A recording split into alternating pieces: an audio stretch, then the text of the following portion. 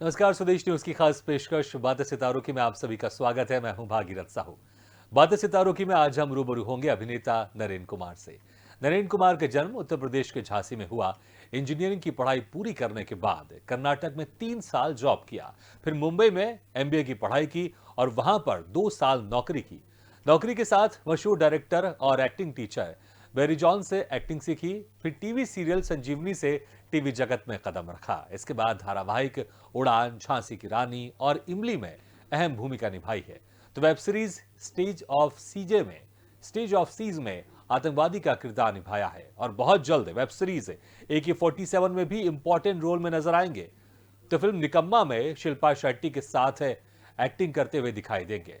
नरेंद्र कुमार ने फिल्म और TV serial के साथ शाहरुख खान संग डिओड्रेंट के विज्ञापन फिल्म में भी अभिनय किया है। तो वहीं पूर्व क्रिकेटर वीरेंद्र सहवाग के साथ भी एड फिल्म में नजर आए हैं।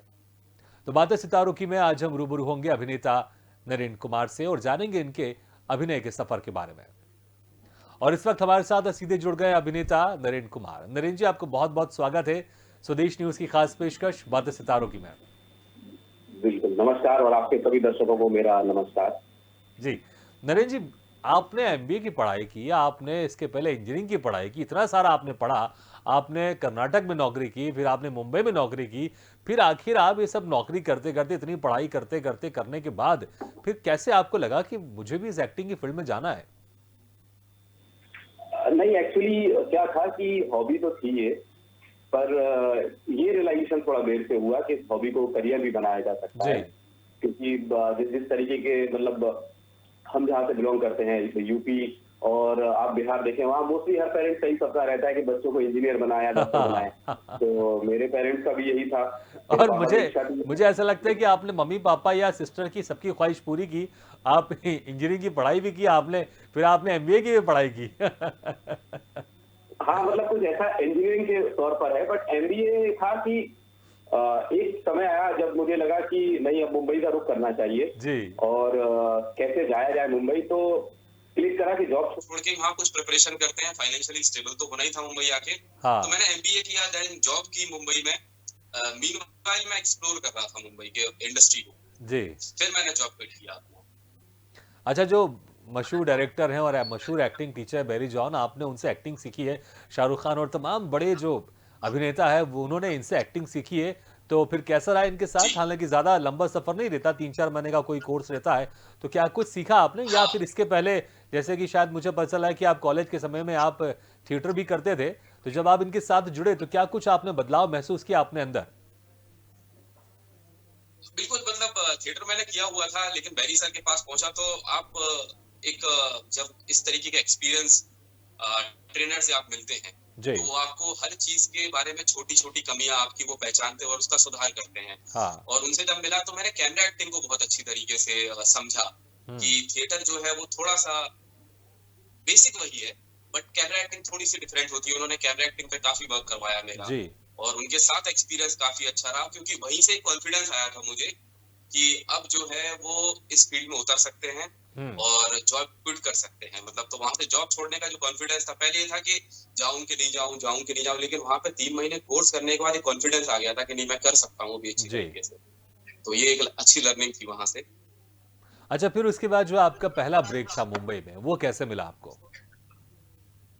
जी, आपकी आवाज थोड़ी सी कम आ रही है, मुझे जी, बोलेंगे प्लीज मैं ये कह रहा हूँ क्वेश्चन कि आपका। आपने एक्टिंग सीखी, आपने बेरी जॉन के साथ आपने 3 से 4 महीने उनके साथ काम किया, आपने उनके साथ जो भी आपके अंदर एक कमियां थी वो उन्होंने दूर करने की कोशिश की। और उसके बाद फिर जब मुंबई में आप एक्टिंग के लिए जब आप निकले, आप काम के लिए आप निकले, तो जो पहला ब्रेक था वो आपको कैसे मिला? पहला ब्रेक तो जब मैं ये बात कर रहा हूँ 2018 की। जी। तो 2018 में जब मैंने काम तलाशना शुरू किया, तो उस वक्त ये था कि कैमरा फेस करना है आपको, छोटे छोटे कैरेक्टर जो भी मिलते हैं, हम्म। सारे कैरेक्टर काम इम्पोर्टेंट होता है, कैमरा फेस करना है। तो एक दोस्त ने मुझे एक नंबर दिया कि इसको प्रोफाइल अपना फॉरवर्ड करो, कास्टिंग डायरेक्टर है। तो मैंने उनको अपना प्रोफाइल फॉरवर्ड करा, तो जी। संजीवनी करके एक सीरियल आया करता था हम्म। टीवी पर। उसमें मैंने पहला कैरेक्टर जो किया था, एक कंपाउंडर का कैरेक्टर किया था। जी। तो जब मेरे पेरेंट्स ने देखा टीवी पर, तो खुश तो हुए, पर मेरे पापा का कमेंट आया था, अरे कहाँ तुम एमबीए और मैनेजर छोड़ के कंपाउंडर बन गए हो। तो मैंने उन्हें समझाया, मैंने बोला नहीं नहीं ये कैरेक्टर ही मैं नहीं हूँ। तो वो एक शुरुआत थी, पहला जी। कैरेक्टर वो किया था, फिर उसके बाद धीरे धीरे काम मिलना शुरू हो गया। हाँ, तो उसके बाद का सफर कैसा था फिर आपका? क्योंकि उसके बाद आपने बहुत सारे सीरियल किए, आपने आपने उड़ान भी किया, आपने फिर इमली भी की। इमली बड़ा ही फेमस सीरियल है, अभी भी कंटिन्यू चल रहा है। और इस सीरियल में, इमली में, आप जो मेन मुख्य किरदार है इमली, आप उसके दोस्त बने हैं। जी जी। तो सबसे पहले कि जब संजीवनी करने के बाद धीरे धीरे एक थॉट प्रोसेस माइंड में आ गया था कि कुछ अच्छा काम अब देखते हैं जहाँ पे थोड़ा सा अपने आप को एक्सप्लोर कर पाऊं, जी। और जहाँ पे मुझे ऑडियंस को अपने आप को एक्सप्रेस करने का मौका मिले। तो सीरियल मिला मुझे उड़ान। उड़ान हम्म। में काफी अच्छा किरदार किया मैंने। तो उसके बाद फिर झांसी की रानी एक सीरियल आया करता था कलर्स पे। तो ये अपने आप में गर्व की बात होती है कि आप झांसी जैसे शहर से बिलोंग करते हैं और आप उस सीरियल में एक जी। कैरेक्टर प्ले कर रहे हैं। हाँ। तो ये अपने आप में गर्व की बात थी। वो सीरियल करके काफी खुशी हुई मुझे। फिर इमली जो कर रहा हूँ अभी, उसमें इमली का मैं बचपन का दोस्त हूँ और एक तरफा प्यार उससे करता हूँ। हाँ। और ये कैरेक्टर काफी इम्पोर्टेंट है मेरे लिए, क्योंकि जी। इस कैरेक्टर ने काफी मुझे चर्चित किया है। हाँ। उत्तर प्रदेश, बिहार, मध्य प्रदेश और उत्तराखंड में काफी चर्चित हुआ हूँ। लोग मुझे मेरे नाम से नहीं, प्रकाश के नाम से पहचानते अच्छा। हैं इस सीरियल के बाद से। हम्म। अच्छा, तो काफी वो रहा है, एक्सपीरियंस काफी अच्छा रहा है मेरा इस जी। सीरियल से। अच्छा, इसमें आज आप जो इमली के दोस्त बने थे, जब वो गांव में रहती है तब आप उनके दोस्त बने थे, या शहर में जाने के बाद आप इनके दोस्त बने थे? नहीं, मैं उसका बचपन से ही दोस्त हूँ। हम्म। लेकिन एक समय था, मतलब उसमें सीरियल में एक प्लॉट दिखाया है जी। कि मैं पढ़ाई करने के लिए बाहर चला गया, क्योंकि हम्म। गांव में रह रहे थे, वहाँ इतनी सुविधाएं नहीं थी। हाँ। तो जो हमारे पिताजी थे वो चाहते थे बच्चा पढ़ जाए, तो उन्होंने जी। हमें बाहर भेज दिया था। ये हम्म। प्लॉट बनाया गया था। और इसी दौरान जो है इमली की शादी हो जाती है। जी। अनएक्सपेक्टेड रीजन कुछ रहते हाँ। हैं, वो कंडीशन ऐसी बन जाती है, जो प्लॉट है सीरियल का। फिर जी। जब मैं आता हूँ तब तक इमली की शादी हो चुकी होती है, और मेरा एक सपना था कि मैं पढ़ लिख के आऊंगा और इससे शादी करूंगा। हम्म। लेकिन जब पहुंचा तो बात तो हाथ से निकल ही चुकी थी, तब तक कुछ कर नहीं सकते थे हम। अच्छा, थोड़ा सा मैं भी चाहता हूँ कि थोड़ा सा मैं भी एक डायरेक्टर की तरह कुछ भूमिका निभाऊं। हमारे दर्शक देख रहे होंगे, तो इसमें जो किरदार है इमली का, जो उसकी भाषा है, वो जो विलेज में अक्सर बोली जाती भाषा है, वो वाली भाषा का वो इस्तेमाल करती है। बड़ी प्यारी लगती है वो भाषा। तो जब आप भी, मुझे लगता है, संवाद करते होंगे इस सीरियल में, तो आप भी उसी भाषा का इस्तेमाल करते होंगे।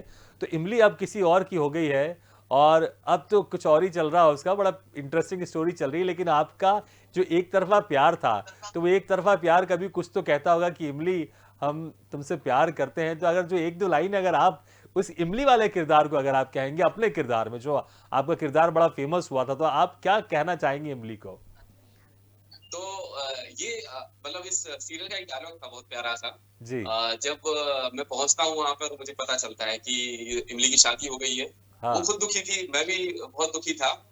तो बातों बातों में इनडायरेक्टली उसे मैं ये बात बोलता हूँ कि वो हमारा बचपन का प्यार थी, हमारी ना हो सकी तो क्या हुआ, हम उसके थे, उसके हैं और हमेशा उसके रहेंगे भी। वाह, ये क्या बात है। एक डायलॉग था जो सब कुछ कह गया। उससे अगर उसको समझना होगा तो वो समझ जाएगी, क्योंकि मेरे को अपने आप को एक्सप्रेस करना था इनडायरेक्टली। हाँ, एक लाइन में हमने सब कुछ कह दिया। बिल्कुल बिल्कुल, इमली की तरह खट्टा, बिल्कुल ये डायलॉग है जो आपने बोला। और कुछ कुछ इमली मीठी भी होती, तो खट्टा मीठा दोनों स्वाद था, जिस करारेपन के साथ आपने ये संवाद बोला, आपने बहुत जबरदस्त है। अच्छा, फिर झांसी की रानी में भी बड़ा इंपॉर्टेंट रोल रहा है आपका। और झांसी की रानी थोड़ा सा हिस्टोरिकल प्ले रहता है। उसमें जब कॉस्ट्यूम्स हम पहनते हैं, जो एक्ट्रेस कॉस्ट्यूम पहनते हैं, बड़े बड़े सेट होते हैं, तो उसमें कैसा एक्सपीरियंस था झांसी की रानी में? झांसी की रानी का, देखिए जिस तरीके के से आपने कहा हिस्टोरिकल शो है, हम्म। एक अलग ही इन्वायरमेंट रहता है वहां पे। ऑलरेडी हम कॉस्ट्यूम से इतने ओवरलोडेड रहते हैं, और उसमें परफॉर्मेंस करना एक अपने आप में चैलेंजिंग काम हो जाता है, जी। सबसे बड़ा। दूसरा कि हिस्टोरिकल जो शो रहते हैं वहां पे आपकी लैंग्वेज जो है वो इतनी ज्यादा एक उसमें सीमित रहती है कि आप अपनी लैंग्वेज के साथ उतना खिलवाड़ नहीं कर सकते बिल्कुल। हैं। एक ये बहुत बड़ा इंपॉर्टेंट चीज रहता है, जिस बैकग्राउंड से अगर है। क्योंकि मेरे पास एक बेनिफिट था कि झांसी की लैंग्वेज यूज कर रहे थे, हम्म। तो बुंदेलखंडी में बोल सकता था। लेकिन जो मेरा कैरेक्टर था वो ट्रांसलेटर था, मतलब उस वक्त एक ही व्यक्ति था जो झांसी में इंग्लिश समझ सकता था और इंग्लिश बोल सकता था, अच्छा। वो मैं था। तो मैं ट्रांसलेटर था वहाँ। जो भी अंग्रेजों के साथ कन्वर्जेशन होता था झांसी की रानी का, तो मैं वहां जाके उनसे बात करता था और इनको बताता था कि उन्होंने क्या संदेशा आपके पास भेजा है। जी। ये कैरेक्टर था मेरा उसमें। बहुत खूब। अच्छा, इसमें जो संवाद होते हैं, आपने कहा इसमें ज़्यादा गुंजाइश नहीं होती अपनी तरफ से कुछ संवाद कहने की, क्योंकि जो लिखा हुआ है, क्योंकि आज की भाषा हम इसमें इस्तेमाल नहीं कर सकते। हम इसमें हिंदी रहती है, लेकिन थोड़ी-सी क्लिष्ट हिंदी इस तरह की हिस्टोरिकल प्ले में होती है। तो कभी कुछ गफलत से कुछ इंटरेस्टिंग कोई ऐसा वाकया हुआ कि आज की भाषा लोगों ने इस्तेमाल कर ली, फिर डॉक्टर ने बोला, "अरे! ये क्या बोल रहे हो?" क्योंकि मुझे एक याद आ रहा है कि मैं भी जब स्कूल, कॉलेजों में कुछ छोटे-छोटे ड्रामा किया करता था, तो उसमें एक सीन था जिसमें वो जो सुनहरा हिरन जो जाता है, जो एक राम की शक्ति पूजा थी, तो मेरे मुंह से सम्मान निकल गया था, डायलॉग निकल गया था, अरे वो देखो, वो सुनहरे कलर का हिरन जा रहा है। तो डायरेक्टर इतना हंसते, बोलते अरे भाई कलर क्यों बोल रहे हो? क्योंकि जुबान में वो चीजें बैठी हुई है ना। तो कभी आप लोग के साथ भी ऐसी कुछ इंटरेस्टिंग चीजें हो जाती होंगी? इस सीरियल में मतलब इंटरेस्टिंग मेरे लिए था कि जो इसमें कैप्टन रॉस जो उस हाँ, टाइम उनके वहां मेन लीडर थे जो, हाँ। तो वो मतलब चूंकि वो हमारे इंडिया में रह रहे हैं काफी समय से, तो बहुत अच्छी हिंदी हिंदी वो बोल लेते हैं। हम्म। सबसे बड़ी हैपनिंग उनके साथ एक इंसिडेंट हुआ जब वो मेरे साथ जा रहे थे शूट पे, तो मुझे लगा ये तो अंग्रेज हैं, इनको हिंदी नहीं आती होगी। हाँ। सडनली वो एक बात मुझसे बोलते हैं, और कौन सा कैरेक्टर प्ले कर रहे हो? मैंने पलट के देखा, मैंने फिर यार ये तो हिंदी बोल रहा है। तो मतलब मेरे को एकदम से शॉक हो गया कि अरे वाह, इतनी अच्छी हिंदी। तो फिर मैंने उनसे पूछा, उनके साथ समय बिताना सेट में बड़ा अच्छा लगता था, हाँ। क्योंकि वो पूरी हिंदी उनको आती नहीं थी, और जी। उसमें वो अपनी टोन बिठा के बोला करते थे प्रॉम्प्टर लेके, तो पूरा सेट हंसने लगता था वहां पे। ये जी। बड़ा इंटरेस्टिंग था हमारे लिए झांसी की रानी में। हाँ, बिल्कुल, वाकई कुछ ऐसे पल हो जाते हैं जो बड़े यादगार हो जाते हैं। अच्छा, उसके जी बाद जी फिर जी। जो वेब सीरीज है आपकी स्टेट ऑफ सीज, इसमें भी बहुत इंपॉर्टेंट किरदार आपने निभाया है, और तो कैसा रहा इसका एक्सपीरियंस? इसमें आपने टेररिस्ट की भूमिका निभाई है इस वेब सीरीज में। ये एक ऐसा मेरे लिए ब्रेक था। मैं आपको बोलूं 26/11 एक जो ब्रेक मिला, उसने एक्चुअली मेरे को एक्टिंग में काफी इम्प्रूवमेंट, जो अपने आप में आपको लगता है कि इम्प्रूवमेंट आया है, आपको अपने तरीके से कुछ करने का मौका मिला है, जी। वो एक चीज इस शो ने मुझे दी है। क्योंकि हॉलीवुड के डायरेक्टर मैथ्यू लीडवाइलर इसको डायरेक्ट कर रहे थे, हम्म। और ये इतने बड़े डायरेक्टर के साथ पहला काम था। थोड़ा स्टार्टिंग में आपको हिचकिचाहट होती है, बाद में उन्होंने कॉन्फिडेंस दिया परफॉर्मेंस देखने के बाद हम्म। कि नहीं, तुम अपने हिसाब से करो इस कैरेक्टर को, और आई सपोर्ट यू। ये उनका पहला एक वो था जी। कि तुम अच्छा कर रहे हो। उन्होंने एक दो सीन देखे मेरे, और उन्होंने बोला कि तुम अपने हिसाब से इस कैरेक्टर को प्ले करो, हम्म। I support you. तो फिर मैंने शुरू करा इस कैरेक्टर को अपने हिसाब से। और इस सीरीज में एक अच्छी चीज ये लगी, पूरी सीरीज जो हमने की, कि मतलब डायरेक्टर और डायरेक्टोरियल टीम जो थी उसका इतना सपोर्ट मिला है, even though they are from not, मतलब आवर कंट्री, हमारे देश से नहीं थे वो, इस एनवायरनमेंट से पूरी तरीके से वाकिफ नहीं थे, और जी। उन्होंने उस तरीके से उसको निभाया, और हमें वो किरदार में ढालने की पूरी कोशिश की, और उन्होंने बेस्ट निकाला हमारे अंदर से 26/11 में। और मेरा कैरेक्टर, चूंकि आपने बोला टेररिस्ट का कैरेक्टर था, तो जिन चीजों से आप नफरत करते हो उसको प्ले करना एक बड़ा चैलेंजिंग कैरेक्टर हो बिल्कुल। जाता है। सबसे बड़ी ये चीज थी। तो हम्म। इस कैरेक्टर को बनाने के लिए मैं आपको बताऊं, मैं लगभग 7 से 8 दिन पहले से प्रिपरेशन पहले से चल रही थी। 7-8 दिन हम्म। पहले से मैंने शुरू कर दिया था उस मूड में रहना, हम्म। लोगों से कम बात करना, एक एग्रेशन था। तो लोगों को, मतलब मेरे फ्रेंड को भी थोड़ा सा डर लगने लगता था, यार ये ज्यादा कुछ कैरेक्टर में घुस रहा है, ज्यादा कुछ कैरेक्टर में घुस रहा है। तो बोलते थे निकलो यार, थोड़ा निकलो। मैंने बोला नहीं, अभी परफॉर्मेंस बची हुई है, वो निकलेगी, उसके बाद हम उसके बाद निकलेंगे मेरे बाहर। अंदर से कैरेक्टर तो निकलेगा। जी जी जी, तो अच्छा, इसी। वो 20 दिन जी। कितने दिन शूट चली और कितने दिन तक आप इस कैरेक्टर में रहे? 20 दिन? मैं कंटिन्यू 20 दिन इस कैरेक्टर में रहा हूँ। अच्छा। 14 डेज शूट था, 2 दिन ब्रेक लिया, फिर उसके बाद हाँ। लगभग 5 to 6 डेज हमने शूट करा। 20 दिन के बाद थोड़ा सा रिलैक्स लगा कि नहीं, अभी अच्छी तरीके से हो गया है, थोड़ा कैरेक्टर से बाहर निकलते हैं, बाहर नहीं तो कुछ निकलो। ज्यादा एग्रेसिव और मतलब देखा हुआ ऐसे गुस्सा में एकदम। नहीं, होता है कभी कभी कुछ प्रोसेस इस्तेमाल करते हैं एक्टर, जो प्रोसेस आपने भी इस्तेमाल की है। अच्छा, इस जो आप वेब सीरीज कर रहे थे, शूटिंग में जो जो डायरेक्टर थे फॉरेनर, तो आपके साथ कुछ और लोग थे, लेकिन बाकी लोग जो अक्सर क्या रीटेक पे रीटेक ले रहे थे, तो जो डायरेक्टर है ये हो गए थे परेशान। उसके बाद फिर जब आपका सीन आया तो आपने वन टेक ओके देकर आपने डायरेक्टर को, आपने आपने अंग्रेज डायरेक्टर को आपने खुश कर दिया आपने। ये बड़ा ही मतलब हैपनिंग वाकया है। हम लोग शूट कर रहे थे, तो चूंकि ये फाइट सीक्वेंस चल रहा था वहां पर, हाँ।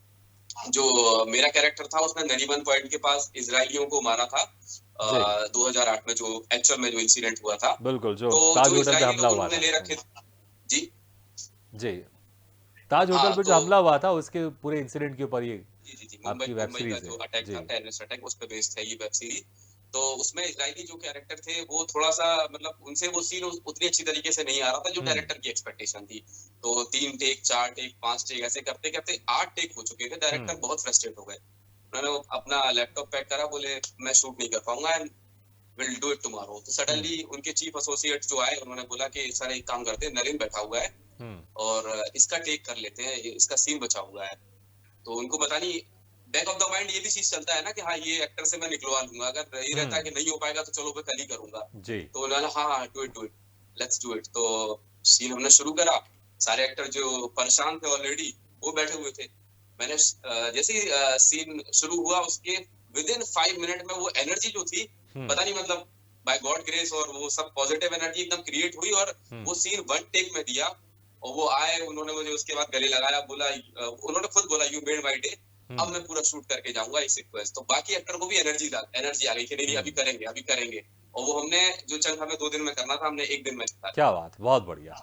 अल्टीमेटली फिर जो डायरेक्टर आप लोग से, आपसे नहीं, आपके जो को एक्टर थे उनसे जो थोड़े से नाराज थे, परेशान थे, लेकिन आपकी एनर्जी ने सब कुछ ठीक ठाक कर दिया, सब कुछ बढ़िया कर दिया। अच्छा, आपने शाहरुख खान के साथ भी काम किया है, एक एड फिल्म में आपने उनके साथ काम किया है, और अक्सर जो कलाकार जाते हैं मुंबई, उनका जो चेकलिस्ट रहती है उसमें मुझे लगता है अमिताभ बच्चन, शाहरुख खान, इस तरह के जो बड़े बड़े आर्टिस्ट रहते हैं कि इनके साथ काम करना है, तो मुझे लगता है कि एक जो चेकलिस्ट में एक चेक तो आपने पॉइंट कर दिया होगा कि शाहरुख खान के साथ मैंने काम कर लिया एड फिल्मों में। कैसा एक्सपीरियंस था उनके साथ?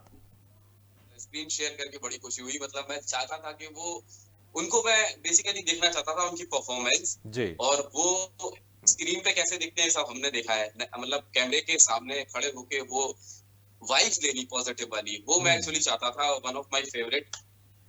तो बड़ी खुशी हुई उनके साथ ये काम करके, और आगे इच्छा रहेगी कि उनके साथ एक लंबा पारी थोड़ी खेली जाए, जी। मौका मिलेगा तो।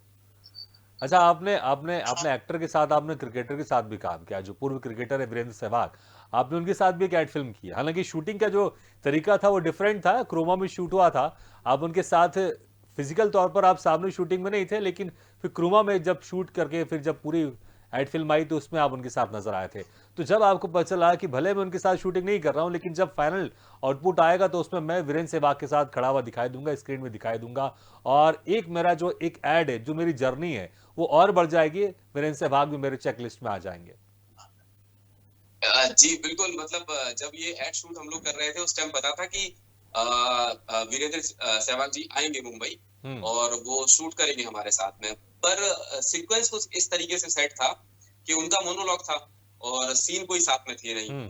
तो मेरा एक सीक्वेंस था उसमें कि हम फुटबॉल खेल रहे हैं और सडनली लोग मुझे टीम से बाहर निकाल देते हैं, तो मेरे पास वो ऐप आती है जिसपे मैं खेल सकता हूँ। हाँ। और उसपे मैं तो वो इस टाइप का सीन था, और फिर बाद में आके वो बोलते हैं कि आप इस ऐप पे जाके डायरेक्टली खेल सकते हैं। इस टाइप का कुछ सीक्वेंस था।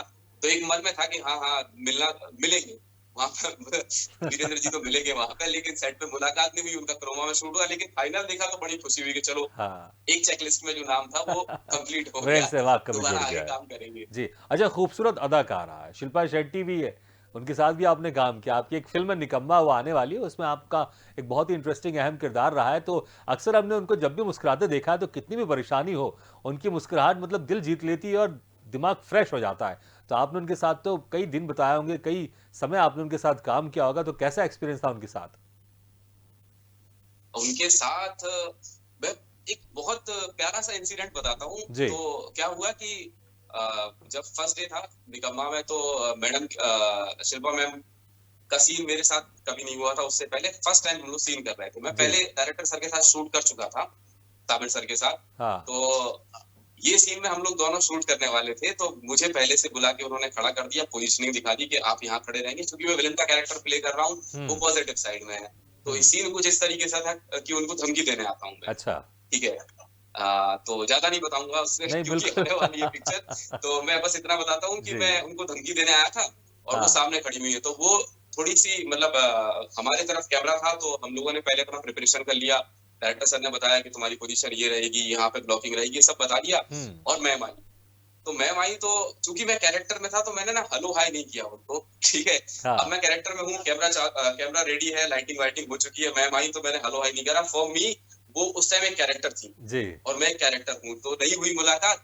और वो सीन कट हुआ, कट टू हम लोग जाते हैं दूसरे सीन पे। अब उस टाइम पे थोड़ा सा सीन शुरू नहीं हुआ था, हम लोग बैठे हुए थे, तो शिल्पा मैम खुद से आगे मुझे बोलती है, हाय नरेश, तो my name is Shilpa Shetty. तो मैंने बोला ओह माय गॉड। तो मैंने बोला मैम सॉरी, रियली सॉरी, मैं ना इंट्रोड्यूस नहीं कर पाया अपने आप को, मैं सीन में था। बोली इट्स ओके, मैं इसलिए मजे ले रही हूँ तुम्हारे। तो वो बहुत फ्रेंडली है शिल्पा हाँ मैम। बिल्कुल, नहीं हमने तस्वीर देखी, कुछ तस्वीरें हम टीवी में चला भी रहे हैं जिसमें आपकी टी शर्ट में निकम्मा लिखा हुआ और उनकी टी शर्ट में निकम्मा लिखा है, और जो दोनों की जो एक बॉन्डिंग दिख रही है बड़ी अच्छी दिख रही है। और वाकई क्योंकि जब वो हंसती है मुस्कुराती हैं तो दिल खुश हो जाता है। और बिल्कुल बड़ा अच्छा आपके उनके साथ एक्सपीरियंस रहा। और बाकी भी कुछ और बताया कि कितने दिन आपने उनके साथ काम किया और क्या कुछ बातें होती थी, क्या कुछ कहती थी वो आपसे वो? सेट पे देखिए, मतलब हम लोग, मतलब मैंने जो उनके साथ शूट किया है, तो हाँ ऑलमोस्ट 20 से 25 दिन मेरा शूट रहा है उनके साथ में। हमने 8 to 10 डेज यहाँ मुंबई में किया, फिर हमने लखनऊ में दिसंबर के महीने में शूट किया है। जी। तो वो काफी अच्छा एक्सपीरियंस था। और अच्छा, चूंकि ये लोग कब तक सीनियर ये जो एक्टर्स फिल्म हैं, निकम्मा दर्शकों को देखने को मिलेगी है? ये तो पिछले साल 2020 में ही हमें देखने मिल जाती, मतलब हम्म। 2020 में, लेकिन जो जी। कोरोना के वजह से थिएटर बंद हो रहे हैं, फिर ओपन हो हम्म। रहे हैं, तो इस वजह से थोड़ी सी होल्ड है। बट चूंकि थिएटर रिलीज करना है, तो इस साल एक्सपेक्ट कर सकते हैं, अगर सिचुएशन बिल्कुल, इस ठीक साल रही तो तो रिलीज मुझे होगी। लगता है कि ज़रूर आ जाएगी, और जो आपका धमाकेदार जो एक्ट है वो भी दर्शकों को देखने को ज़रूर मिलेगा। अच्छा, इसके अलावा जब खाली समय होता है आप उसमें शायरी भी लिखते हैं, तो हम चाहेंगे कि हमारे दर्शक भी कुछ आपकी लिखी हुई शायरी सुनना चाहेंगे। बिल्कुल, मतलब तब मैं ऐसे तो जब खाली वक्त रहता है तो थोड़े 2-3 लाइन लिख दिया करता हूँ। हाँ, इतना बड़ा शायर नहीं हूँ, बस 1-2 अल्फाज आपको सुना सकता हूँ। प्लीज़। जैसे मैंने लिखा था, चलिए एक नई शुरुआत करते हैं, अंजाम जो भी हो, आगाज तो धुआंधार करते हैं। क्या बात है! तो बस इस तरह की कुछ छोटी-छोटी शायरियाँ, लाइनें लिख लिया हुँ। करता हूँ अपने मोटिवेशन के लिए। नहीं, बहुत बहुत बहुत अच्छी चीज़ है, क्योंकि जो हमारे थॉट्स होते हैं उसको हम लिखें तो कहीं ना कहीं वो हमें मोटिवेट करते हैं, और कभी कभी हमारे साथ दूसरे लोगों को भी मोटिवेट करते हैं। अच्छा, आप जो 26/11 है, आप उसकी शूटिंग कर रहे थे, और 26/11 शायद निकम्मा निकम्मा की आप शूटिंग कर रहे थे, तो इसमें आपका पैर फ्रैक्चर हो गया था शूटिंग करते वक्त, तो शायद निकम्मा ही थी क्या ये? जी, निकम्मा निकम्मा में एक हम मतलब टीम सारी थी, और हम्म। फाइट सीन चल रहा था मेरा। उसमें जो वन ऑफ द हीरो हैं वो प्ले कर रहे हैं अभिमन्यु दशानी। जी। तो भाग्यश्री जी के बेटे हैं वो। तो उनके साथ मेरा फाइट सीक्वेंस चल रहा था। हम्म। तो एक्चुअली था क्या, मैं भाग के जाता हूँ और मुझे स्टेप जो थे वो सीढ़ियां जो थी वो कूद के निकलना था। हम्म। अब सडनली कोई मेरे सामने आ गया और मेरा पैर जो है, लेफ्ट एंकल जो ट्विस्ट हो गया, हाँ। और फ्रैक्चर वहां पे। मतलब वहां तो समझ में आया कि हाँ अभी पैर गया, हम्म। आप कुछ नहीं कर सकते हैं अभी। पर ये था कि सारा सेटअप जो था हम 2 लोग के ऊपर डिपेंड था, और हमने लोकेशन जो ले रखी थी जी। प्रोडक्शन ने, वो सिर्फ 2 दिन के लिए थी, और आज हम सेकंड डे शूट कर रहे हैं, हम्म। दोबारा मौका नहीं मिलेगा। तो सारे लोग डर गए एकदम से, अभी क्या करेंगे क्या करेंगे। तो डॉक्टर वगैरह सेट पे थे, तो वो आके देखने लगे, तो सबको समझ में आ गया कि पैर फ्रैक्चर हो चुका है। हम्म। तो डायरेक्टर सर ने पूछा मुझसे, साबिर सर ने, क्या करना है अभी? तो मैंने बोला सर मुझे 2 मिनट दीजिए, चल के देखता हूँ, अगर मैं चल पा रहा हूँ थोड़ा बहुत भी, तो इस सीन को हम शूट करेंगे। हम्म। तो उन्होंने बोला कर लेगा पक्का तू? मैंने बोला हाँ हाँ सर करूंगा, मैं चल के देखने दीजिए। तो मैं 2 मिनट रुका, मैंने पानी वानी पिया, बिकॉज एकदम से आपको चोट लगती है तो थोड़ा सा बॉडी बिल्कुल। रिएक्ट नहीं कर पाती है उस टाइम पे। तो मैं थोड़ी देर बैठा और 1-2-10 मीटर वॉक करके देखा, तो मुझे लगा मैं चल पा रहा हूँ। तो मैंने उन्हें बोला ठीक है सर मैं करूंगा शूट। तो हमने उस दिन, मैंने पैर फ्रैक्चर था और पूरा शूट वो कंप्लीट हो गया। अच्छा, आपके दिल में कहीं ना कहीं ये बात भी आई होगी, अरे पैर फ्रैक्चर हो गया, शूट नहीं कर पाऊंगा, इतनी बड़ी मुझे फिल्म मिली है, इतना अच्छा जो मेरे को एक्टर है, इतने अच्छे स्टार कास्ट के साथ काम कर रहा हूं मैं, तो कहीं ना कहीं दिल में ये जरूर होगा कि ऐसा ना हो कि कहीं नहीं जो आई आगे का जो शूट है कहीं उसको रोक ना दिया जाए, या फिर मेरा जो कैरेक्टर है उसको बदल ना दिया जाए, मेरे जो आगे के डायलॉग सीन है उसको कट ना कर दिया जाए। ये जहन में रहा होगा मुझे लगता है। अविनाश जी, हम लोग लगता है डिस्कनेक्ट हैं। आपकी मेरी आवाज नहीं आवाज आप तक शायद नहीं पहुंच नरेश जी, रही है। आपकी आवाज हमारे तक तो साफ तौर पर आ रही है। मेरी आवाज आ रही है आप तक?